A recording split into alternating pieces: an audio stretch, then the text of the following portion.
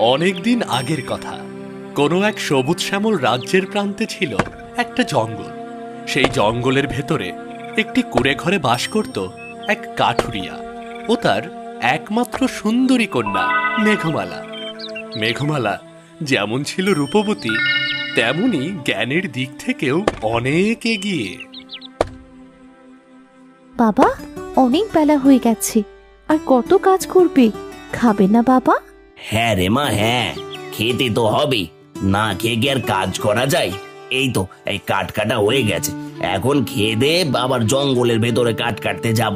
ঠিক আছে, তাহলে আর দেরি করো না, ভেতরে এসে খেয়ে নাও। হ্যাঁ হ্যাঁ, আসছি, তুই ভেতরে গিয়ে সব বেড়ে রাখ, আমি এখনই আসছি।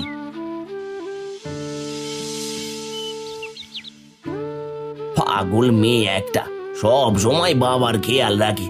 মেয়েটা না থাকলে আমার যে কি হতো।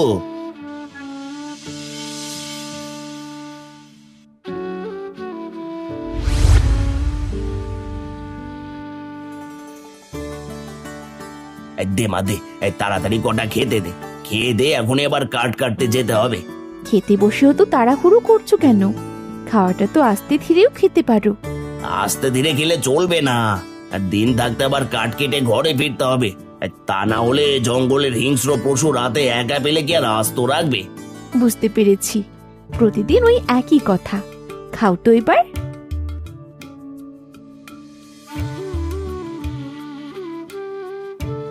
মারে, তোর মা মরার পর দিন থেকে সারাদিন তোকে অনেক কষ্ট করতে হয়।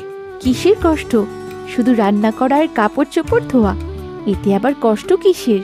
কষ্ট তো তুমি করো বাবা, সারাদিন কাজ কেটে সেগুলো আবার মাথায় নিয়ে বিক্রি করো কি। কিন্তু এগুলো তো মেয়েদের বাপের বাড়িতে থেকে কারোর কথা না, এগুলো শ্বশুর বাড়ি গিয়ে করতে হয়। এখন একটা ভালো ছেলে দেখে তোর বিয়ে দিতে পারলে তবে আমি একটু শান্তি পাই। আমাকে বিয়ে দিয়ে পরের বাড়ি পাঠালে তোমার কি হবে? তোমাকে কি দেখবে? আর ওইসব বিয়েটা আমি করব না। তাই বললে কি হয়? মেয়েদের তো শ্বশুর বাড়ি যেতেই হবে। খবরদার বাবা, আমার বিয়ের কথা একদম বলবে না। আমি বিয়ে করব না, আমি তোমাকে ছাড়া থাকতে পারবো না বাবা। আর ঠিক আছে ঠিক আছে, আর বলবো না, আমার খাওয়া হয়ে গেছে। এবার আমি তাহলে আসি। ঠিক আছে যাও, কিন্তু দিন থাকতেই ফিরে এসো। হ্যাঁ হ্যাঁ, দিন থাকতেই ফিরে আসবো।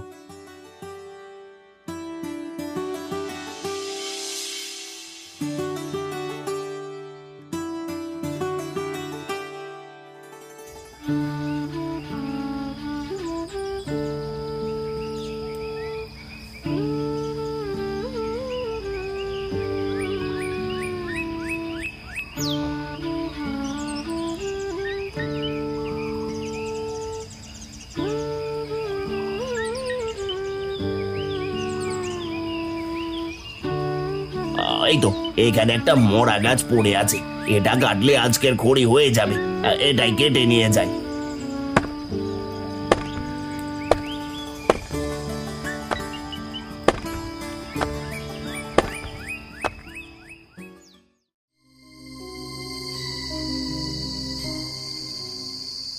আজ কাঠ কাটতে কাটতে কখন যে বেলা ডুবে গেছে বুঝতেই পারিনি। এদিকে চারপাশে শুধু হিংস্র প্রাণীদের ডাক শোনা যাচ্ছে। জানি না আজ সুস্থভাবে বাড়ি ফিরতে পারবো কিনা।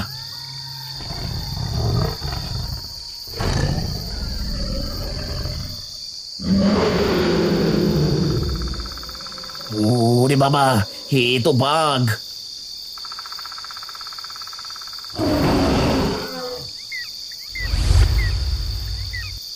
রে বাবা, কোনো মতে জানটা হাতে নিয়ে পালিয়ে এসেছি, কিন্তু এত রাতে কোথায় যাই? এখন তো এই জঙ্গলে কোনো রাস্তাও চেনা যাবে না। আর তাহলে বাড়ি যাব কিভাবে? ওদিকে বাড়িতে মেয়েটা একা রয়েছে, না জানি মেয়েটা কত চিন্তা করছে। ওই তো ওই তো, ওখানে আলো দেখা যাচ্ছে, আর তার মানে ওখানে মানুষ আছে। আলোটা বেশি দূরে নয়, ওখানে গেলে কাউকে না কাউকে পেয়েই যাব। আর যাই যাই, ওখানে যাই, তাহলে রাতটা নিশ্চিন্তে কাটাতে পারবো। এত রাত হয়ে গেল, বাবা তো এখনো এলো না। কখনো তো এত রাত করেননি। বাবা কোনো বিপদে পড়লো না তো? বাবার কিছু হলে একাই জঙ্গলে কিভাবে থাকবো? হে আল্লাহ, তুমি আমার বাবাকে সুস্থ রেখো।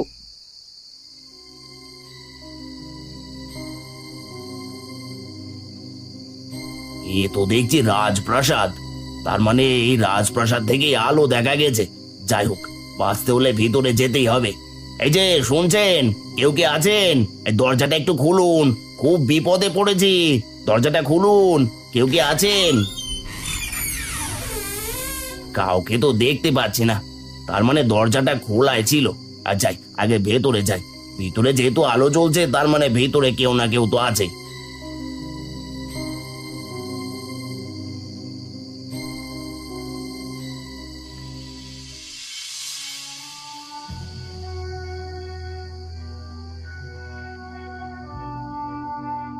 এ তো দেখছি পরিত্যক্ত রাজমহল। তার মানে এখানে কোনো রাজা থাকে না, শুধু এই সাধু বাবা থাকে। হ্যাঁ, শুধু আমি এখানে থাকি। কিন্তু তুই এখানে এসেছিস কেন? বাবা, আমি এক গরিব কাঠুরিয়া। বনে কাঠ কাটতে কাটতে রাত হয়ে গেছিল, রাস্তায় বাঘের তার আগে এখানে একটু আশ্রয়ের জন্য এসেছি। ঠিক আছে, তুই এখানে থাকতে পারিস, কিন্তু একটা শর্ত আছে। কি শর্ত বাবা? কাল বাড়িতে গিয়ে প্রথমে যা দেখবি সেটা আমাকে দিয়ে যাবি। মনে রাখবি, সেটা আমার। আমার বাড়িতে গিয়ে আর কি দেখবো?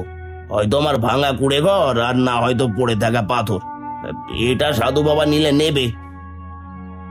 ঠিক আছে সাধু বাবা, আমি আপনার শর্তে রাজি। আর তবু আজকের রাতটা আমাকে এখানে থাকতে দিন। ঠিক আছে, ভেতরে চল, তোর থাকা খাওয়ার ব্যবস্থা করছি।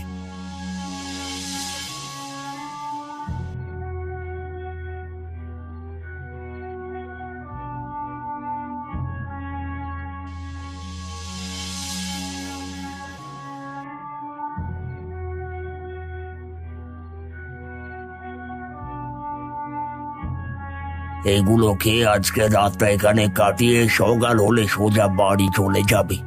কাল বাড়িতে গিয়ে প্রথমে যা দেখবি সেটাই আমাকে দিয়ে যাবে, তা না হলে সেই জিনিস অভিশপ্ত হয়ে যাবে। ঠিক আছে সাধু বাবা।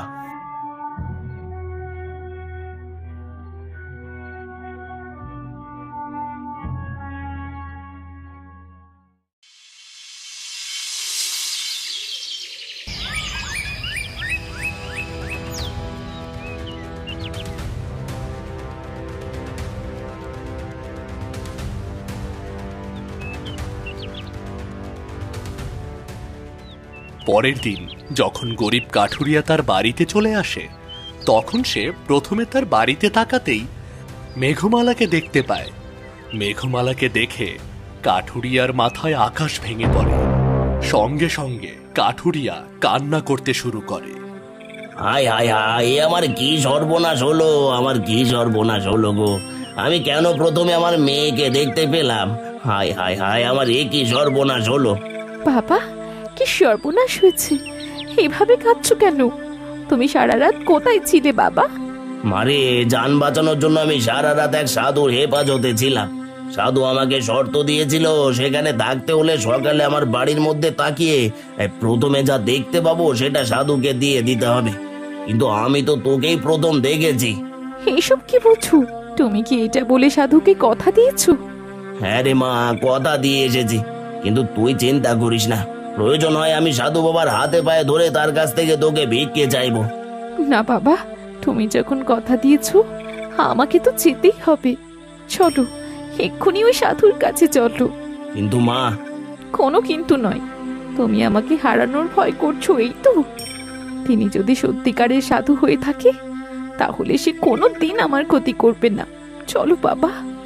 ঠিক আছে, তাহলে চল।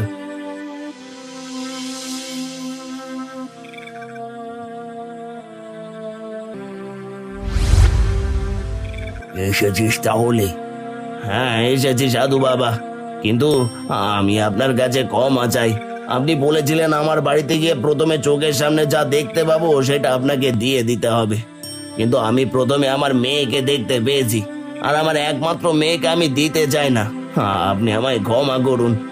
তা বললে তো হবে না, তুই আমাকে কথা দিয়েছিস। এখন যদি কথা না রাখিস তাহলে তোর বড় ক্ষতি হয়ে যাবে।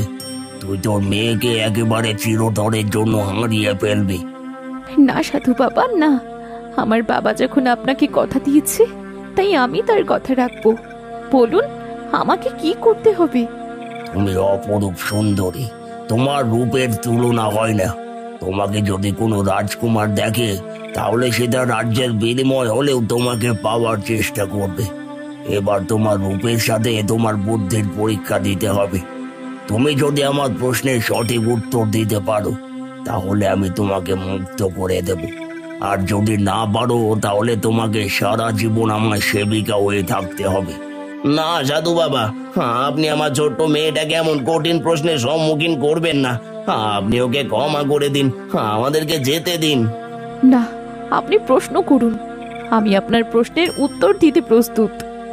আমার প্রথম প্রশ্ন, এই বিশাল পৃথিবীতে সবচেয়ে মূল্যবান জিনিস কি? সময়। সময় হলো সবচেয়ে বেশি মূল্যবান, যা একবার চলে গেলে আর ফিরে আসে না। বাহ, তোমার উত্তরটি সঠিক হয়েছে। এবার দ্বিতীয় প্রশ্ন, সবচাইতে শক্তিশালী কোন জিনিস? ভালোবাসা, কারণ ভালোবাসা ঘৃণা আর বিদ্বেষকে জয় করতে পারে। বাবা বাবা, অতি উত্তম। এবার শেষ প্রশ্ন, কোন জিনিস মানুষকে সুখ ও তৃপ্তি দেয়? অন্যের মুখে হাসি ফোটানো, কারণ অন্যের মুখে হাসি ফুটিয়ে যে সুখ আর তৃপ্তি পাওয়া যায় তার কিছুতেই পাওয়া যায় না।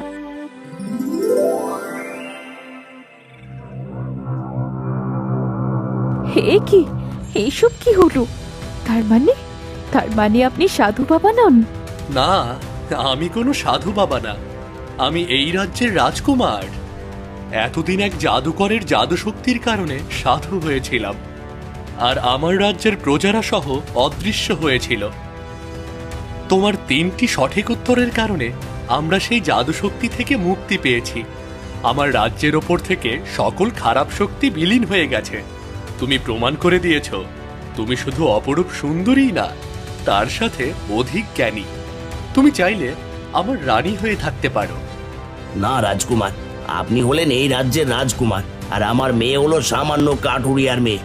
আপনার সাথে আমাদের কি যায়? এ কি বলছেন আপনি? আপনার মেয়ের মধ্যে যে গুণ আছে তা হয়তো অনেক রাজকুমারীর মধ্যেও নেই। আর আমার কাছে কোনো ধনী গরিবের ভেদাভেদ নেই। তাছাড়া আপনার মেয়ের জন্যই আমরা মুক্ত হতে পেরেছি। তাই আমি চাই আপনার মেয়ে এই রাজ্যের রানী হয়ে থাকুক। তখন কাঠুরিয়া আর রাজকুমারকে না বলতে পারে না। এরপর রাজকুমার মেঘমালাকে তার রানী বানিয়ে সুখে শান্তিতে বসবাস শুরু করে। সেই সাথে সেই রাজ্য আবার খুশিতে ভরে ওঠে।